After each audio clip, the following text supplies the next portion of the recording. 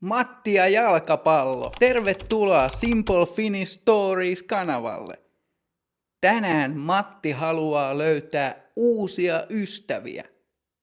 Hän päättää aloittaa uuden harrastuksen, jalkapallon. Tässä jaksossa opit valtavasti arkielämän sanastoa. Miten ostat urheiluvarusteita kaupasta, miten pyydät kimppakyytiä ja miten suomalainen small talk toimii autossa. Lopuksi Matti kohtaa viheriöllä tutun miehen ja kokee suuren suomalaisen kulttuurishokin pukukopissa. Aloitetaan. Luku 1. Matin uusi harrastus ja WhatsApp-ryhmä. Matti asuu kerrostalossa Helsingin Kalliossa. Hän on mukava mies, mutta hänellä on vähän ystäviä Suomessa. Matti päättää aloittaa uuden harrastuksen. Hän löytää internetistä paikallisen jalkapallojoukkueen. Se on harrastejoukkue aikuisille. Joukkueen kapteeni on Jari. Jari lisää Matin joukkueen WhatsApp-ryhmään. Matti on innoissaan, mutta hän tajuaa yhden ongelman. Hänellä ei ole jalkapallovarusteita. Ensimmäiset harjoitukset, eli treenit, ovat jo tänä iltana. Matin täytyy mennä urheiluliikkeeseen heti lounastauolla. Dialogi. Matin ja jalkapallojoukkueen kapteenin Jarin väliset ääniviestit WhatsApp-ryhmässä. Tervetuloa jengiin, Matti. Meillä on treenit tänään kello 6 urheiluhallilla. Nähdään siellä, Jari sanoo. Kiitos, Jari. Minä tulen paikalle. Minun täytyy vain ostaa varusteet ensin, Matti sanoo. Selvä juttu. Muista ostaa hyvät nappikset ja säärisuojat. Ne ovat pakolliset, Jari muistuttaa. Luvun sanasto. Harrastus. Jalkapallo on minun uusi harrastus. Harrastejoukkue. Pelaan jalkapalloa harrastejoukkueessa. Harjoitukset tai treenit. Meillä on tänään jalkapallotreenit. Varusteet. Tarvitsen uudet varusteet. Pakollinen. Säärisuojat ovat pakolliset. Kuunnellaan luku nyt puhekielellä. Matti asuu kerrostalossa Helsingin Kalliossa. Se on mukava kundi, mutta sillä on vähän frendejä Suomessa. Matti päättää aloittaa uuden harrastuksen. Se löytää netistä paikallisen futisjengi.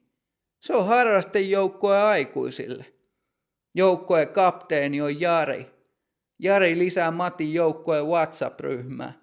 Matti on innoissaan, mutta se tajuu yhden ongelman. Sillä ei ole jalkapallokamoja. Ekat treenit on jo tänä iltana. Matin täytyy mennä urheilukauppaan heti lounastauolla. Dialogi Matin ja Jarin välillä WhatsApp-ryhmässä puhekielellä. Tervetuloa jengiin, Matti. Meillä on treenit tänään kello 6 urheiluhallia. Nähdään siellä, Jari sanoo. Kiitti, Jari. Mä tuun paikalle. Mut mun täytyy eka ostaa varusteet, Matti sanoo. Selvä. Muista ostaa hyvät nappikset ja säärisuojat. Ne on pakolliset, Jari sanoo. Tietovisa 1. Minkä ongelman Matti kohtaa? Vaihtoehto A. Hän ei osaa jalkapallon sääntöjä. Vaihtoehto B. Hänellä ei ole urheiluvarusteita. Vaihtoehto C. Hän unohtaa lompakkonsa. Luku 2. Urheiluliikkeessä. Lounastauolla Matti kävelee isoon urheiluliikkeeseen. Siellä on paljon kenkiä, palloja ja vaatteita. Matti on hieman eksyksissä. Hän löytää nuoren myyjän ja pyytää apua. Matti kertoo, että hän tarvitsee jalkapallokengät.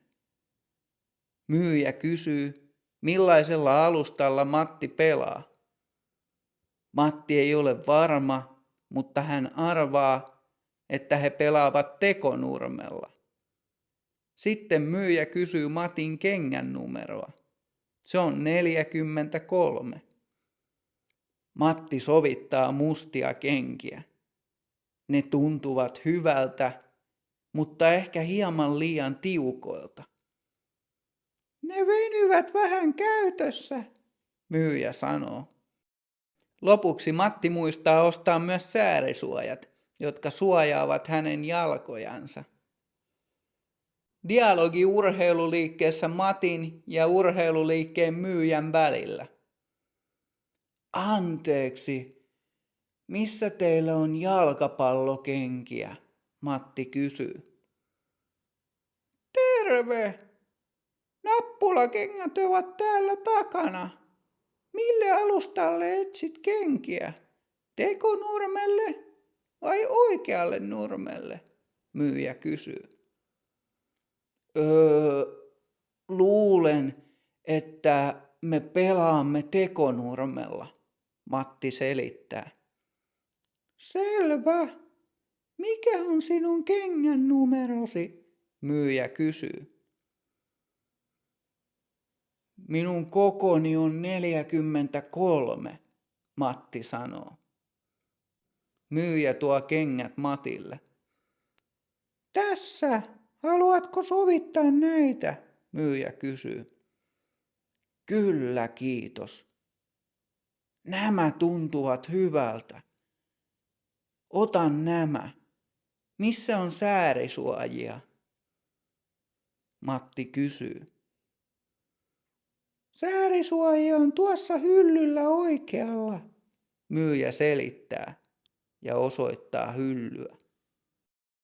Luvun sanasto. Urheiluliike. Ostin kengät urheiluliikkeestä. Nappulakengät tai nappikset. Jalkapallossa käytetään nappulakenkiä. Tekonurmi. Me pelaamme talvella jalkapalloa tekonurmella. Kengän numero. Mikä on sinun kengän numerosi? Sovittaa. Haluatko sovittaa näitä kenkiä? Säärisuojat. Laita säärisuojat jalkaan, kun pelaat jalkapalloa. Kuunnellaan luku nyt puhekielellä. Safkiksen Matti kävelee isoon urheiluliikkeeseen. Siellä on paljon kenkiä, palloja ja kledjui. Matti on vähän eksyksis. Se löytää nuoren myyjän ja pyytää apua. Matti kertoo, että se tarvii nappikset. Myyjä kysyy, millaisella alustalla Matti pelaa futista. Matti ei ole varma, mutta se arvaa, että ne pelaa keinonurmella. Sitten myyjä kysyy Matin kengän numeroa. Se on 43. Matti sovittaa mustia kenkiä. Ne tuntuu hyvältä, ehkä vähän liian tiukoilta. Ne venyy vähän käytös, myyjä sanoo. Lopuksi Matti muistaa ostaa myös säärisuojat. Mitä verbi sovittaa tarkoittaa? Vaihtoehto A. Ostaa jotakin. Vaihtoehto B. Kokeilla jotakin, kuten esimerkiksi vaatteita. Vaihtoehto C. Palauttaa. Luku 3. Sadekeli ja kimppakyyti. Kello on 4 iltapäivällä. Matti on kotona. Ulkona sataa kaatamalla vettä. On todella huono sää. Treeneihin on matkaa 10 kilometriä. Matti ei halua mennä bussilla sateessa. Hän ottaa puhelimen ja kirjoittaa joukkueen WhatsApp-ryhmään. Hei, pääsenkö jonkun kyydillä treeneihin? Kuluu 5 minuuttia. Sitten Jari vastaa Matille. Mä voin heittää sut. Olen ovella 5. Jari kirjoittaa. Jari hakee Matin vanhalla farmariautolla. Autossa on aluksi todella hiljaista. Small talk on suomalaisille vaikeaa. Matti yrittää murtaa jään ja kysyy. Mitä joukkuetta sinä kannatat? Jari hymyilee. Suomessa HJK:ta ja Englannissa Arsenalia. Entä sinä? Jari kysyy Matilta. Minäkin kannatan HJK:ta ja Arsenalia, Matti sanoo. Jää on murtunut ja loppumatka kuluu nopeasti jalkapallosta puhuessa. Dialogi Matin ja Jarin välillä autossa. Kiitos paljon kyydistä, Jari, Matti sanoo. Eipä kestä. On kyllä surkea keli. Vettä tulee kuin saavista, Jari sanoo. On todella huono keli. Aika pimeää myös, Matti sanoo. Sitten seuraa hiljaisuus. Pitkä hiljaisuus. Lopulta Matti uskaltaa kysyä Jarilta. Mitä joukkuetta sinä kannatat? Matti kysyy. Ai futiksessa vai? Arsenaalia totta kai ja HJK:ta Suomessa. Kuka on sinun suosikki pelaajasi? Jari kysyy Matilta. Minun suosikkini on Messi. Hän on taikuri, Matti sanoo. Messi on hyvä, mutta vähän liian vanha jo, Jari toteaa. Ja he löytävät yhteisen sävelen. Luvun sanasto. Kimppakyyti. Mennäänkö kimppakyydillä otteluun? Kyyti. Pääsenkö jonkun kyydillä treeneihin? Heittää. Voitko heittää minut kotiin? Surkea sää. Tänään sataa. Tänään on todella surkea sää. Kannattaa. Mitä joukkuetta sinä kannatat? Kuunnellaan luku nyt puhekielellä. Kello on 4. Matti on himas. Ulkon sataa kaatamal vettä. On tosi huono sää. Treeneihin on 10 kilsaa matkaa. Matti ei halua mennä dösää sateessa. Se ottaa luuria ja kirjoittaa WhatsApp-ryhmään. Pääseks me jonkun kyydillä treeneihin? Menee 5 minsaa. Sit Jari vastaa. Mä voin heittää sut. Mä asun ovella 5. Jari kirjoittaa. Jari hakee Matin vanhaa farmaria. Autossa on aluksi tosi hiljasta. Small talk on suomalaisille vaikeet. Matti koittaa murtaa jää ja kysyy. Mitä jengiä sä kannatat? Jari hymyilee. Suomessa klubi ja Englannissa Arsenaalia. Entä sä? Jää on nopeasti murtunut ja loppumatka menee futiksesta puhuessa. Tietovisa 3. Mitä Matti kysyy Jarilta autossa rikkoakseen jään? Vaihtoehto A. Mikä on lempiruokasi? Vaihtoehto B. Mikä on lempivärisi? Vaihtoehto C. Mitä joukkuetta sinä kannatat? Luku 4. Pukukopin hiljaisuus. Jari ja Matti saapuvat urheiluhallille. He kävelevät sisään pukukoppiin numero 4. Pukukopissa on 10 miestä. Kukaan ei puhu. Kuuluu vain, kun miehet avaavat urheilukasseja ja solmivat kengännauhoja. Matti vaihtaa villapaidan urheilupaitaan. Hän laittaa jalkansa uudet säärisuojat ja nappulakengät, jotka hän osti päivällä. Matti ihmettelee, miksi kaikki ovat niin vakavia. Joukkueen maalivahti huutaa. 5 minuuttia aikaa, sitten mennään kentälle. Matti tuntee perhosia vatsassaan. Hän haluaa pelata hyvin. Dialogi pukukopissa. Iltaa kaikille. Minä olen Matti, uusi pelaaja. Matti sanoo ja esittelee itsensä. Muut pelaajat murahtavat. Moro! Morjes! Matti pelaa tänään meidän tiimissä. Se menee hyökkääjäksi, Jari sanoo. Selvä homma. Onks kaikilla säärisuojat? Tuomari tarkistaa ne tänään, joukkueen maalivahti muistuttaa. On. Minulla on upouudet varusteet, Matti toteaa. Hyvä, Jari sanoo. Ja muista, Matti, syötä palloa nopeasti, älä kuljeta liikaa, Jari toteaa. Kuunnellaan luku nyt puhekielellä. Jari ja Matti saapuu hallille. Ne kävelee pukukoppiin 4. Kopis on 10 kundia. Kukaan ei puhu. Kuuluu vaan, kun jengi avaa kasseja ja solmii kengännauhoja. Matti vaihtaa villapaidan urheilupaitaa. Se laittaa jalkaa säärisuojat ja nappikset. Matti ihmettelee, miksi kaikki on niin vakavia. Joukkueen mokke huutaa. 5 minsaa! Sit mennään kentälle. Matti tuntee perhosia vatsas. Se haluu pelata hyvin, et muut hyväksyy sen. Tietovisa 4.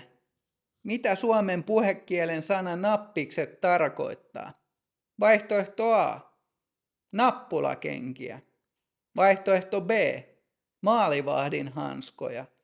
Vaihtoehto C. Vesipulloa. Luku 5. Ottelu ja naapuri Tepon kohtaaminen. Ottelu alkaa. Vastassa on toinen harrastejoukkue. Matti pelaa hyvin. Matti pelaa hyökkääjänä. Hän saa syötön Jarilta. Matti on nopea. Hän juoksee kohti maalia. Yhtäkkiä vastustajan iso ja urheilullinen puolustaja juoksee Mattia kohti. Bam! Puolustaja taklaa Matin kovaa maahan. Tuomari viheltää pilliin. Vapaa potku. Matti on vihainen. Hän nousee ylös ja huutaa. Tuomari, miksei kortti nouse? Sitten Matti katsoo taklaajaa. Hän hieroo silmiään. Se on hänen naapurinsa, Teppo. Teppo asuu samassa kerrostalossa. Hän on yleensä hiljainen ja kohtelias. Mutta täällä kentällä Teppo on kuin vihainen karhu. Dialogi kentällä tuomarin, Matin ja Tepon välillä. Auts! Tuomari! Miksei kortti nouse? Se oli ruma taklaus, Matti huutaa. Rauhoitu. Vapaa potku sinisille, tuomari toteaa. Matti katsoo taklaajaa. Mitä ihmettä, Teppo? Teppo, sinä olet minun naapurini, Matti toteaa. Teppo virnistää. Kappas, Matti. Sori, osuin palloon ensin, Teppo sanoo. Sinä melkein katkoit minun jalkani, Matti valittaa. Tämä on jalkapalloa, Matti, ei balettia. Nouse ylös ja lopeta valittaminen, Teppo sanoo Matille. Uskomatonta. Hississä hän ei sano edes huomenta, mutta täällä kentällä hän on peto, Matti miettii mielessään. Luvun sanasto. Syöttö. Kiitos hyvästä syötöstä. Taklata. Puolustaja taklasi minua kovaa. Tuomari. Tuomari viheltää pilliin. Vapaapotku. Tai vapari. Saimme vapaapotkun. Keltainen kortti. Tuomari, miksei keltainen kortti nouse? Kuunnellaan luku nyt puhekielellä. Matsi alkaa. Vastas on toinen harrastejengi. Matti pelaa hyvin. Matti pelaa hyökkääjänä. Se saa syötön Jareilta. Matti on nopea. Se juoksee kohti maalia. Yhtäkkiä vastustajan iso ja urheilullinen pakki juoksee Mattia kohti. Bam! Pakki taklaa Matin kovaa maahan. Tuomari viheltää pilliin. Vapari. Matti on vihane. Se nousee ylös ja huutaa. Tuomari, miksei kortti nouse? Sitten Matti katsoo taklaajaa. Se hieroo silmiä. Se on sen naapuri, Teppo. Teppo asuu samassa kerrostalossa. Se on yleensä hiljainen ja kohtelias. Mutta täällä kentällä Teppo on kuin vihainen karhu. Tietovisa 5. Mitä Matti huutaa tuomarille? Vaihtoehto A. Tarvitsen lääkärin. Vaihtoehto B. Päättyikö ottelu? Vaihtoehto C. Mikset näytä korttia? Luku 6. Alaston totuus. Suihku ja kulttuurishokki. Peli päättyy tasapeliin. 2-2. Matti kävelee pukukoppiin. Teppo tulee hänen luokseen ja taputtaa Mattia olkapäälle. Hyvä peli, naapuri. Olet nopea, Teppo sanoo ja hymyilee. Raivo on poissa. Pukukopissa tunnelma on nyt rento. Miehet nauravat ja puhuvat kovaan ääneen. Sitten tapahtuu jotain, mikä shokeeraa Mattia. Kaikki miehet riisuvat vaatteensa. He ovat täysin alasti. He kävelevät yhdessä suihkuun ja jatkavat keskustelua autojen renkaista ja jääkiekosta, mutta ilman vaatteita. Matti seisoo nurkassa. Hänellä on uimahousut jalassa. Teppo huomaa Matin ja nauraa ääneen. Matti, ota noi uimahousut pois. Suomessa kaikki menevät suihkuun ja saunaan alasti. Me olemme kaikki samanlaisia, Teppo sanoo. Matti epäröi, mutta ottaa uimahousut pois. Hän menee suihkuun ja saunaan muiden kanssa. Hän ymmärtää uuden säännön. Suomessa ystävyys alkaa siitä, kun mennään yhdessä saunaan. Dialogi pukukopissa. Sori vielä siitä taklauksesta. Tuli vähän tunnetta peliin, Teppo sanoo. Ei se mitään. Se oli kova peli, Matti sanoo Tepolle. Hei jätkät, mennään suihkuun. Suihku ja sauna tekee hyvää, Jari huutaa. Miehet riisuvat vaatteet. Menevätkö kaikki yhtä aikaa suihkuun? Matti kysyy. Totta kai. Tule mukaan, älä ujostele, Teppo sanoo Matille. Mutta te olette alasti, Matti huutaa. Tämä on Suomi, Matti.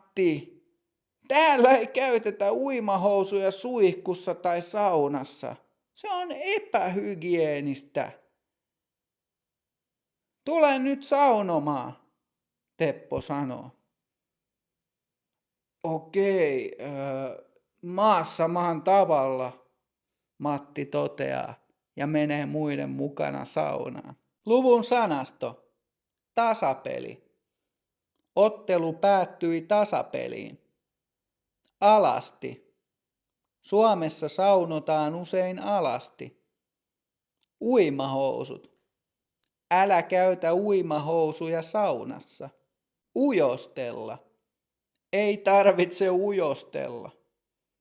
Maassa maan tavalla.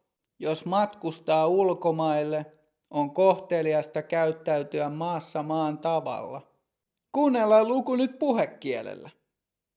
Matsi päättyy tasuriin. 2-2. Matti kävelee pukukoppiin. Teppo tulee sen luo ja taputtaa olkapäälle. Hyvä peli, naapuri. Saat nopea, Teppo sanoo ja hymyilee. Raivoon pois. Kopis tunnelma on nyt rento. Miehet nauraa ja puhuu kovaa ääneen. Mut sit tapahtuu jotain, mikä shokeeraa Mattia. Kaikki miehet riisuu vaatteensa. Ne on ihan alasti. Ne kävelee yhdessä suihkuun ja jatkaa juttelua autojen renkaista ja lätkästä, mut ilman vaatteita. Matti seisoo nurkas. Sillä on uimahousut jalas. Teppo huomaa Matin ja nauraa ääneen. Matti, ota noi uikkarit veke. Suomessa miehet menee suihkuun ja saunaan alasti. Me ollaan kaikki samanlaisia, Teppo sanoo. Matti epäröi, mut ottaa uikkarit veke. Se menee suihkuun ja saunaan muidenkaan. Se ymmärtää uuden säännön. Suomessa ystävyys alkaa siitä, kun mennään saunaan yhdessä. Mikä shokeeraa Mattia pukuhuoneessa? Vaihtoehto A. Suihkussa ei ole kuumaa vettä. Vaihtoehto B. Teppo aloittaa tappelun. Vaihtoehto C. Kaikki menevät suihkuun ja saunaan täysin alasti.